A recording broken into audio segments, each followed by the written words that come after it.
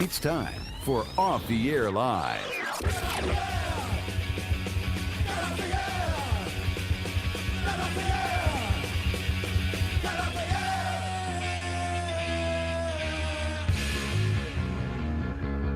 And here's your host, Cody O'Connor. Top of the hour to you. I am so excited to be on the air tonight because we got some of my favorite topics to talk about on the show. Oh my God, we've got another case of people not understanding a TV personality and the fact that, oh, there's a button called change the channel and watch another thing. And people have gone to Twitter to try and get rid of this person. His name is Stephen Colbert. We're going to talk about that tonight, and we're going to get your thoughts and feelings, because I am chock full of feelings on that bullshit. So the phone lines are definitely wide open, gaping, I might say, at 774-314-7067, or you can Skype in at Off the Air Live. By the way, here's a new thing. You can tweet your thoughts at Off the Air Live, and I will read your thoughts live on the show. All of them, even the ones that are mean. All right? What I won't do is sit there and read the chat room all day, the LRN chat room. I'm not going to do that. Sorry. But if you want to personally tweet me something because you feel it's important enough that I know, but you're too shy to call into the show, well, there's an option for you folks. And then not only that, but is there proof? I love this. Is there proof that there is a second species of the reptilian ilk that exists and is in charge of our governments and our religious institutions?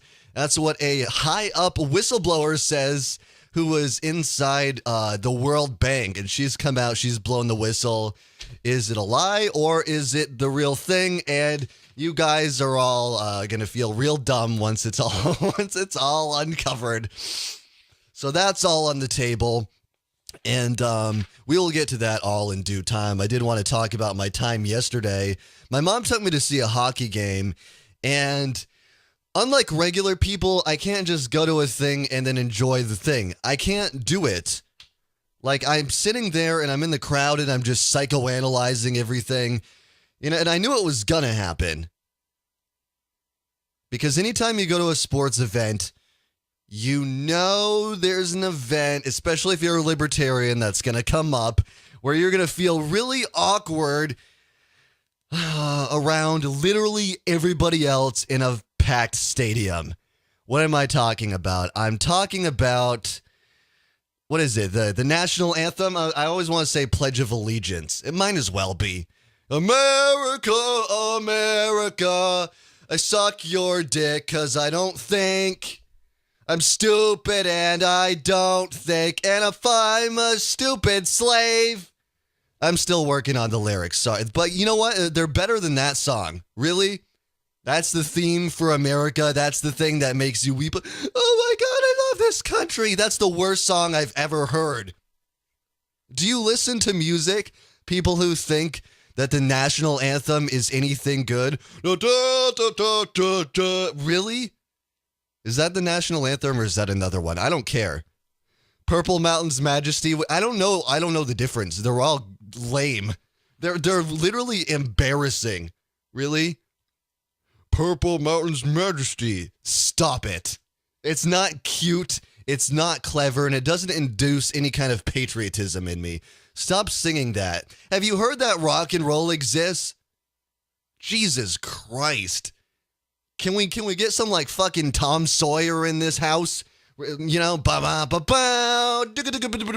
What are you doing with the national anthem? Can we update it with a song written by Canadians? That's how little I give a shit about this country and its values.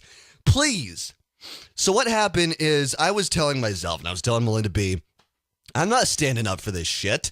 I don't care how awkward it looks. I have my beliefs, and I am not gonna swallow that just to make people happy.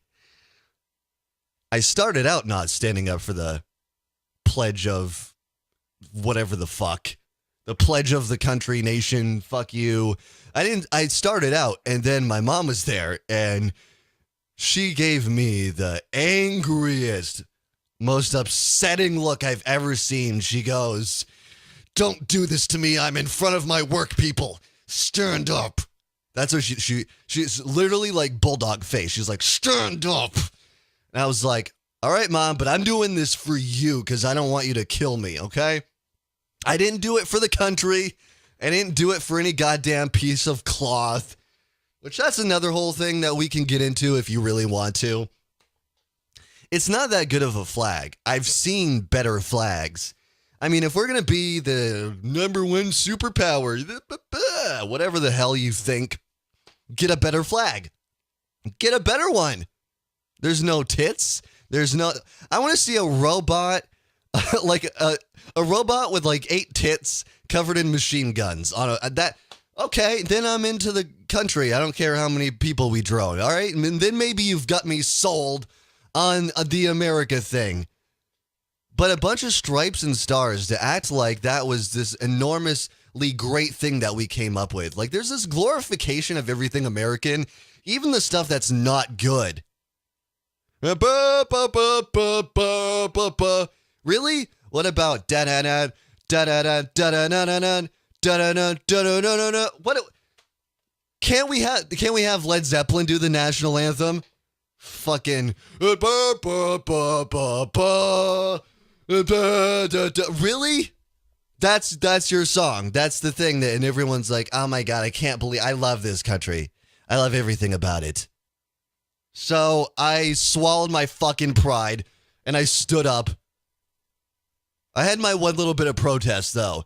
I wouldn't look at the flag, which by the way, it was a Jumbotron with a moving image of a flag. I didn't look at it. I looked the opposite way. What I was doing the whole time is I was just looking at the people. And I was judging all of them. I was like, "You guys are slaves. This is lame. This is stupid."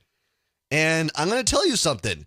The 2 biggest cheers that I heard from this stadium Arcadium was from the end of the national anthem. Real big hooting and hollering because I don't know what it is. I don't know what it brings out. This weird like fucking I don't care. I'm all the way patriotic. Everybody, because I was looking for other people that were sitting down. I was like, there's got to be somebody, right? There's got to be one guy who's just like, "I'm really just here for the hockey. I don't care." Like, why do they do that? Every sports event, NASCAR is even more ridiculous. I know I hope anyways, none of my listeners even know that NASCAR exists, let alone watches that horse shit. But I've had to see some of it. Just because my family, they think that matters. They pray every time before a race. "Dear God, please, with your divine power, make sure that our speeding vehicles going hundreds of miles an hour don't crash and burn and kill people." No, Jesus doesn't take the wheel. Dale Earnhardt does, and we see how that worked out. You don't pray yourself to a point where it avoids a car accident. And the most ridiculous thing about that, by the way, is the fact that not only do people pray before the NASCAR events, they go, "Dear God, please don't let, people get hurt." But even deeper down under all of this religious bullshit, which is it's a bullshit cover. It's not real because the real reason why anybody goes to a fucking NASCAR event is to see the crash. Everybody knows it. It's the only reason I ever went to any one of them. I was like, yeah, let's see some people get hurt. I don't know, and I'm not happy about that, but that's the thing. So what is it? You got to pick a side. You can't pray to God that nobody gets hurt and then go ape shit when somebody does. Yes, yeah, woo, and then slurp down the rest of your fucking Budweiser. That, you realize the level of hypocrisy inside of your life is astronomical. Samesies goes for the hockey event. The second biggest cheer came from the fight. Not the hockey game. No one's there for the game. The hockey, no. They're there to see people pummel each other. It's the fucking Coliseum, man, and it's weird. All right, we'll get into this Colbert stuff coming up.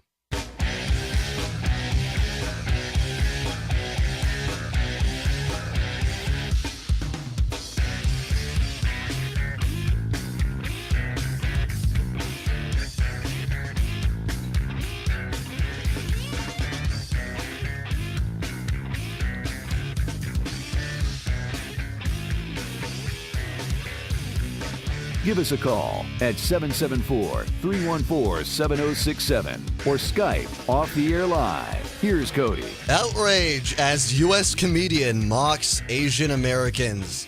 There's the headline.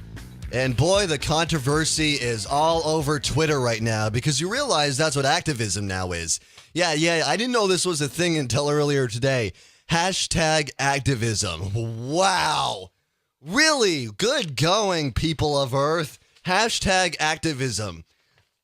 Could you imagine? I wish there was a time machine just so like people from, the French Revolution or the American Revolution could see what we consider activism in 2014. Going on Twitter and saying, you should cancel the TV show because I'm mad about something that a guy said. When clearly there's one more important things going on right now. Where's the Twitter outrage every time a fucking wedding is drone bombed? I don't know. Is it there? Not as massively as it is when someone says something on TV. A thing that, I don't know if you knew, has a fucking off button. But I haven't told you what happened yet. You might have heard about this. Stephen Colbert has a TV show. It's called The Colbert Report. It's very funny. It's very good. You should watch it. It's more funny than this. And what he did, I don't know, sit down if you're standing up. A comedian told a joke. Yeah, that's what happened. A comedian told a joke on the internet. And it was misinterpreted by idiots. Let me read some of this story, and after that I want to read you some of the actual tweets that have been going on with the hashtag cancel Colbert. All right, if you want to use that hashtag and also tweet it to Off the Air Live with your thoughts on this, if you know the story, do that now and I'll be reading your tweets to me tonight throughout the evening. But here's the story coming from Washington. Social media erupted in outrage and counterattacks Friday after U.S. comedian Stephen Colbert used language that mocked Asian Americans in what was intended to be an anti-racist jibe. So, already before we even know what the actual tweet is, we know the intention of the tweet, which was not to be racist, while there's actual racists who actually exist and say things all the time, and that seems to not be as much of a big deal as a satirist making a satirical statement. Colbert, who is liberal but parodies a blustery conservative on his late-night talk show, took aim at the Washington Redskins football team, whose name is considered offensive by many Native Americans. Colbert mocked team owner Dan Snyder, who has announced a fund to support Native Americans while rejecting calls to change the name. So right now, we're before we even read the tweet, we've got the intent. The intent was to mock somebody who is, maybe a little bit racist. You know, a lot of people, this is not my territory. You know, this is not my point of passion. I don't care that a football team is called the Redskins. I would rather use the hashtag cancel football. You know what I mean? Forget changing the name of the Redskins to something else. No, man, we should call them the people who play sports and are dumb team. No, just hashtag cancel football. And we'll read the tweet in a second, but right now, let's take a call from Liberty Phoenix. Hey, what's up, man? Hey, Cody. Do me a favor. Yes. Do as I do. Take a deep breath. You are fired up, my friend. That's not a bad thing, though, right? I've got a burning passion in me tonight. Indeed. You want me to bring it down a couple notches? Am I scaring children? You're making me worried for you, man. You might have an aneurysm. You're about to go off. I don't know. I'm probably going to give myself more brain damage. As we already learned Thursday, I'm there, and now it's just going to get way worse. Well, does this piss you off, though? What pissed me off, and surprisingly pissed me off, was when you started the show and you ripped the national anthem to shreds. That made me so angry, and I realized that it was why? making me angry. Now, why the fuck is that making me angry? Wait. Like, I know it all, but I still feel it. You know, like okay, but hold on. For people who don't know, I'm pretty sure that you're an anarchist, right? Yeah, for the most part, yeah. Okay, so why would you be upset by my, my riffs and my rants there about the national anthem? Well, that's what I wanted to talk about. I don't know. You don't see? That's what it is. It's somewhere in your reptilian brain, man. They've got you. They've got you emotionally. That's what it is. They've got you emotionally from the kid level. Like, I remember as a child, my dad was a Marine, and I remember, being in the frickin' stroller and watching Brit Smallin Festival play the national anthem at this big badass concert, and every single time that I listen to it, I tear up, man. I fucking still do it, and I still do it as an anarchist. I still tear up about it. But because I'm like, it's such a fucking great lie. But can we be honest though? The song kind of sucks. It's not a great song.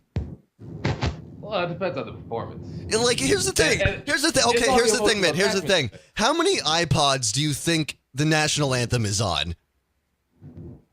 How many iPods? Upwards of 6 million. Upwards of probably 18 million. Maybe. You really think so? I don't think people are jamming out to that. I really don't think so. There's a lot of people that still believe, man. Well, yeah, there are people that believe, but I don't think they like the song to that level. Like, I think they're still listening to whatever bad music they listen to. And then whenever they go to one of these events, then all of a sudden it's like a big deal to them. Well, damn it. Sorry, I just got distracted. My girl saw deer for the first time. She's from Florida. Okay. It's the emotional attachment that we have to it, man. Like, I don't know. I don't know. I can still feel it, and it pissed me off. And when I realized that I was pissed, that you were pissing me off, I was like, well, wait a minute. Why am I pissed off? And then I started getting pissed off at myself. Interesting. Like, what the fuck? I do like there was a series of different emotions that went on there. Why do you think that you had those feelings though? Just something deeply ingrained in you that you can't get rid of? Yeah, I mean, well, I think definitely being in the Marine Corps, having a military background in my family definitely adds to it. But still, I should be able to rationally think that out and understand those feelings. Let me tell you part two of the story. Let me tell you part two of the story, and I want to get this from you because if you have a Marine Corps background, maybe this will piss you off. And there's the break music. Do you mind holding on for a second, man? Yeah, no problem. All right, more coming up with Liberty Phoenix.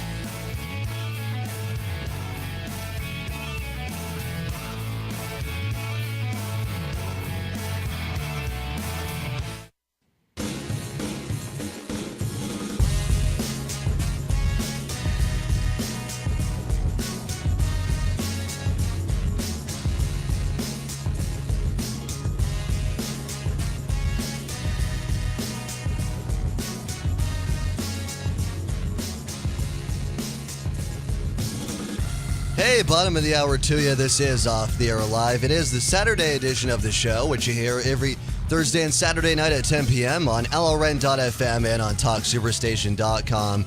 I got on a line with me right now, Liberty Phoenix, because I upset him a little bit by making fun of the national anthem. And real quick, I just wanted to keep you on the line for a minute to tell you part two of my story. You ready for this? Let's do it. Okay, so later on during the hockey game, for whatever reason, I guess there was like a veteran there, right? And the guy over the loudspeaker said, and everybody stand up for a moment to, take a moment to thank and congratulate our veterans or something like that. And everybody stood up. And that time I did not stand up. Does that upset you? Because you did mention that you come from a military background, kind of. Does that upset you? What goes through your mind by hearing that?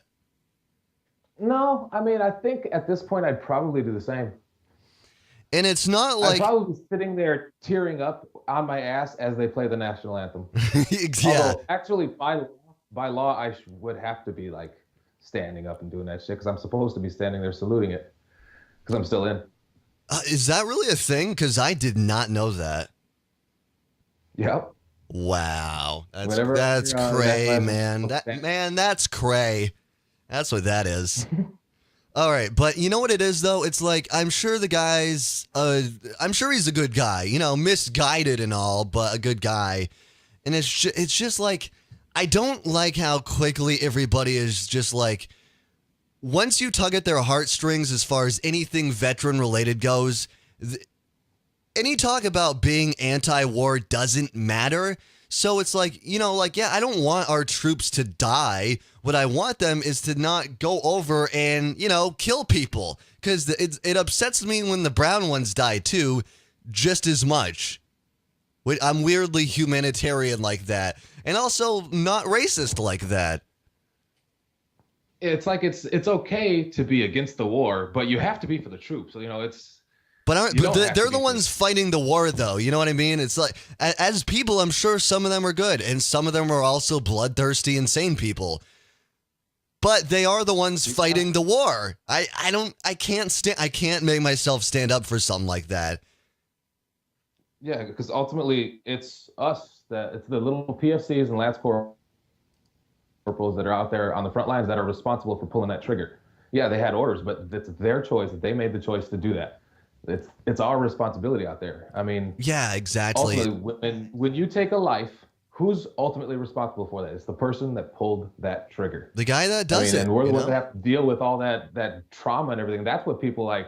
Generally, I think that's what I think people generally come to respect, is the fact that they have to deal with all that trauma. It's not the fact that they're out there fighting wars for freedom, because everybody knows that that's a load of crap. It's that they have to come back and deal with all that trauma from being in that war. That's what I think people respect about. Oh, you know, the PTSD topic. It's insane.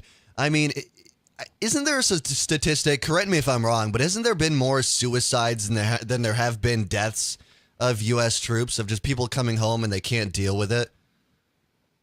Yep, I've had 3 in my units in the last 5 years. It's screwed up, man, and it's like. And the thing that gets even crazier is knowing that MDMA can be used as a treatment, and it's too busy being illegal. Well, of course, there's pharmaceuticals that are making way too much money off of, you know, not Paxil, but Prozac and Zoloft, and that's the shit. That's the shit that's the shit that put people over the line, you know. And dude, when the dollar collapses and the fall comes, all those people that are addicted to those drugs, those psychotic drugs, are gonna snap. I mean, don't worry about the government. We have to worry about all those pill poppers that are not gonna have their pills anymore, and they're gonna go nuts. Prozac on their own website says that it causes psychotic breaks if it's stopped abruptly. Oh, there's a whole rabbit hole you can go down with the Prozac stuff. I mean, there's whole documentaries about it where, like, I mean, there were court trials. Because there were actual people who went postal, and it was found that they were on Prozac, and people brought it to court, and the dudes from Prozac paid off the judge and the lawyers to make sure that Prozac got out scot-free. I mean, it's a dirty fucking business, man. It's dirty. They all are. That's the point. Every single at the top of every single pyramid, they're all corrupt. And it's not because power corrupts, it's because the corrupt people seek that power. They will do whatever they have to do to get to the top of that pyramid and then just run however they want. And they don't have to worry about being held accountable, because there's no accountability up there when you can do whatever you want. Oh, yeah, that's the thing, is that, you know, I've been saying this on the show lately. You know, a lot of people say there's no Republican and Democrat. It's the same party. I go, there's one party. It's the money party, because the one commandment of the world is money talks. And if you've got enough fucking money, you can make any bad thing go away, and you can get away with murder pretty easily if you've got the money to make it happen. Yeah, murder's not that expensive when you're talking millions and billions. There's people that'll do that crap for 50 grand. I know guys down the street from my house that'll do it for 500. $500? Where the hell do you live where that is that close to you? Chicago suburbs. Oh, that makes sense. The place where the guns are banned so you can't defend yourself. Yeah, exactly. Gee, and there's people Well, who are guns for hire close to you. $500 is nothing for murder, man. That's a murder bargain. Jesus. I mean, you go grab a little drug addict, they'll go do whatever they need. You'll probably get caught, but you can still have it happen. For $500, you don't even have to hate a guy. That can just be like a mild dislike. Like, yeah, there's this dude, he cut me off. I want him. Can you kill him? Just because I'm a little bit upset right now. That's what $500 says to me, to kill a guy. I don't want that on my record with the whole murder being a legal thing. Can you take care of this for me? Sure, man. Can I keep his shoes too? Oh, it's screwed up. And what pisses me off is that any centralized institution that you look into, you're going to find corruption. It doesn't matter where it is. The corporations, the religious institution, the governmental institution, anybody who's got power and that's got money, there's guaranteed corruption. It's guaranteed. But are we kind of looking at it through a skewed lens? Like, are we back-ending our numbers? Are we looking for that corruption instead of just seeing and finding it everywhere? I mean, is it something that's actually really there? Do you ever wonder about that? Well, I think to a degree, one criticism that I do have with a lot of ANCAPs is I honestly think they turn the other cheek with a lot of corporate stuff that goes on that is a little bit shady. I feel like there's a lot of stuff that some corporations do, not necessarily all of them, and it doesn't make companies bad completely, but I think that stuff is out there, and to ignore it is to be disingenuous with the truth. And we did lose our call with Liberty Phoenix.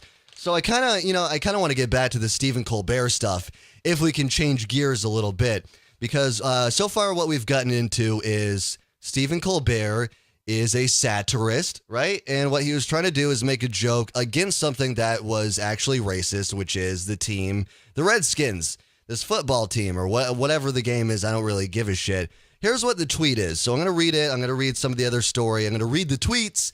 And then in the last segment, we'll take your calls and I'll give you my thoughts. Here's the tweet from the Colbert Report. He goes, I am willing to show the Asian community I care by introducing the Ching Chong Ding Dong Foundation for Sensitivity to Orientals or whatever. Which to me, when I read that, I was like, that's actually really fucking funny. I'm sorry. To me, that's funny. But here's the rest of the story. So activists voiced outrage at the remark, which played on mocking imitations of East Asian languages. A conversation under the hashtag #CancelColbert was near the top of the topics trending on Twitter Friday. We'll get into it.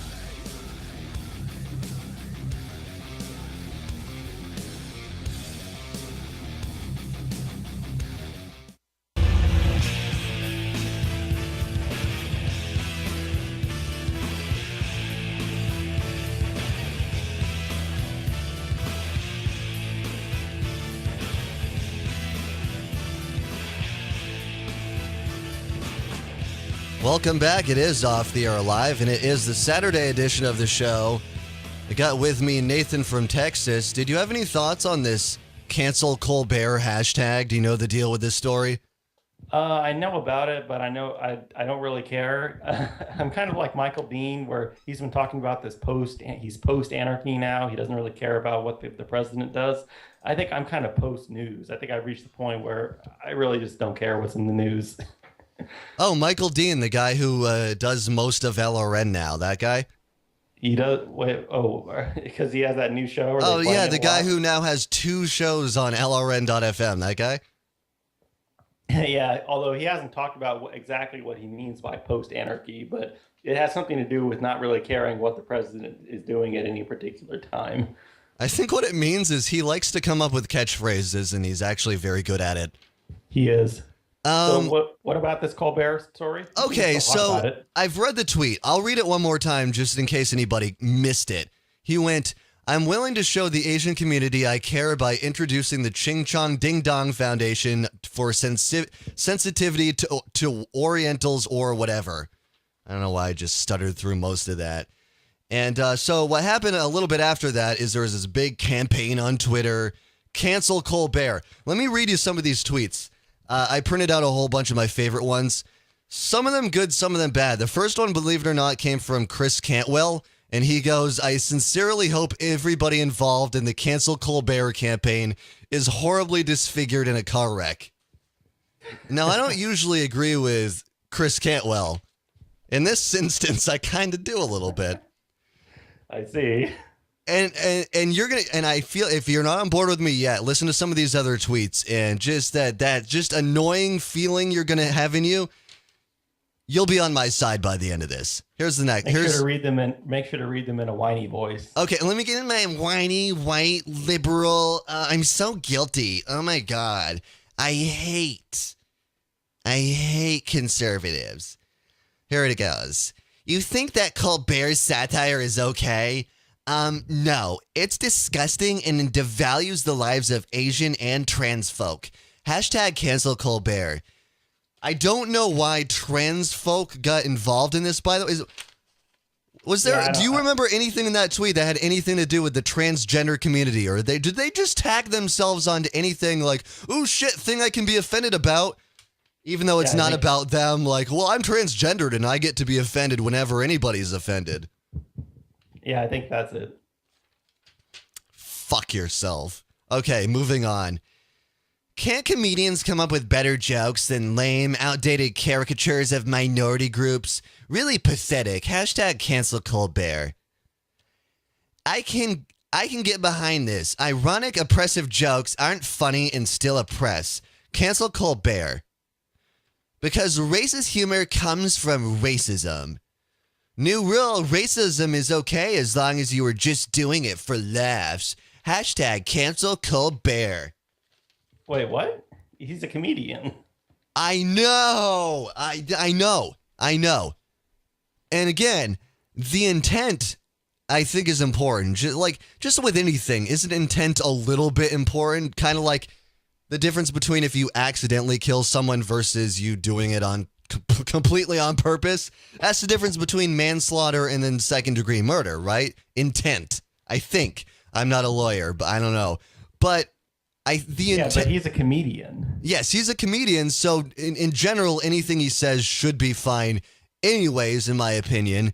And I don't care if it is racist anyways, but the whole point of the matter was to pretend he was making fun of the owner of the Redskins for doing all this charity work for Native Americans and still not changing the name of the team. He was making fun of that by basically what do I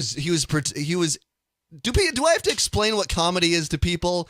He was pretending to be, he was satirically pretending to be that guy, right? And he was just superimposing another race to give a different effect, but make the same do point. That kind of thing all the time, though, right? Like Rush Limbaugh will do stunts where he, I don't know, puts condoms onto his microphone or whatever, trying to be ridiculous to illustrate a point.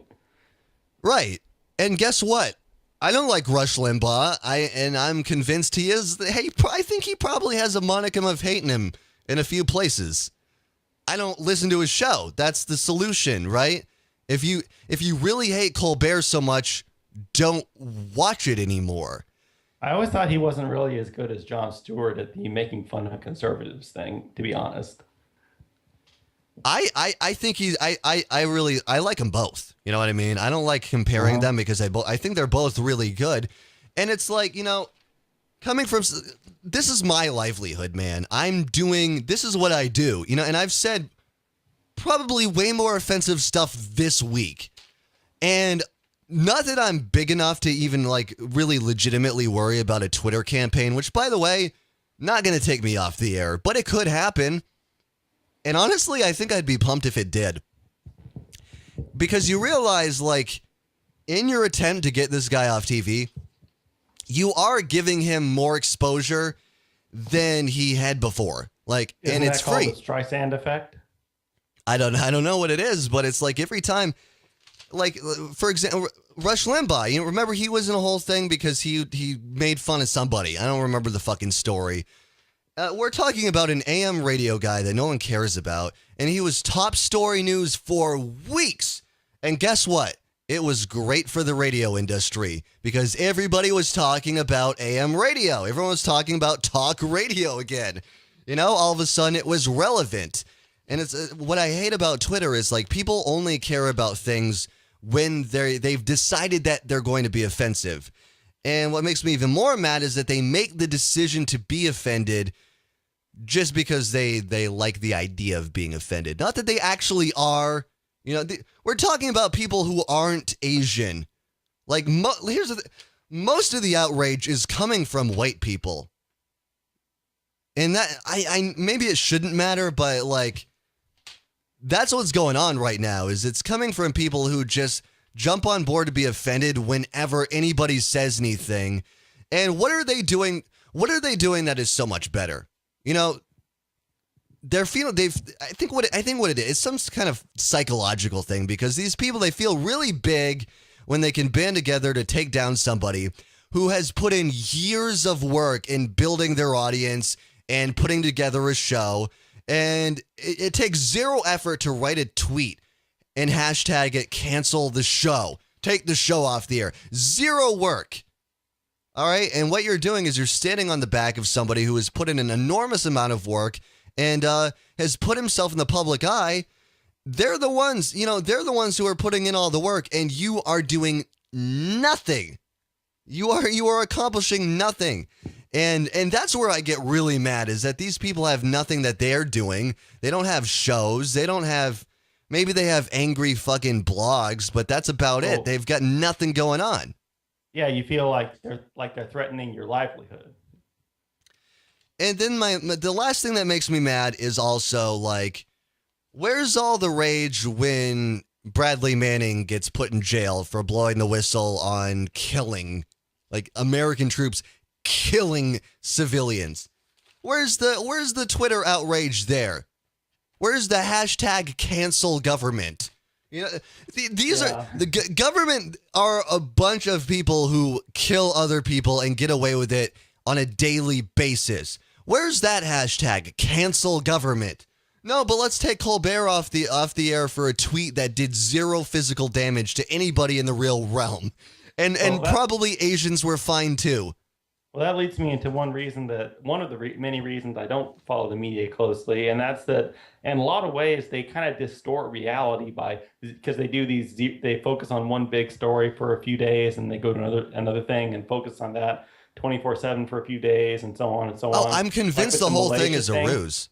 And basically, it's a distortion because it is. In a Malaysian airline, I mean, it's a sad event, but it's not. I was just going to bring that up. 20 days. And listen, I work in radio, so I know this. 20 days of this being top story. I get that. Yeah, like you said, it's sad that people are probably dead, but nothing has happened. There's nothing happening. Meanwhile, there's probably a bunch of stuff happening in Crimea that I do not know about because it's not being covered as much as it should be. That's really the failure with the mainstream media, because they talk about things a lot of the time that don't really matter. Go to yahoo.com right now. I guarantee you'll find 3 stories about Emma Watson and something that she wore the other day. It's ridiculous. We got to leave it at that point. Thank you for calling in, Nathan. This has been Off the Air Live. offtheairlive.com for the archives, and we'll see you next Thursday at 10 p.m. on LRN.FM.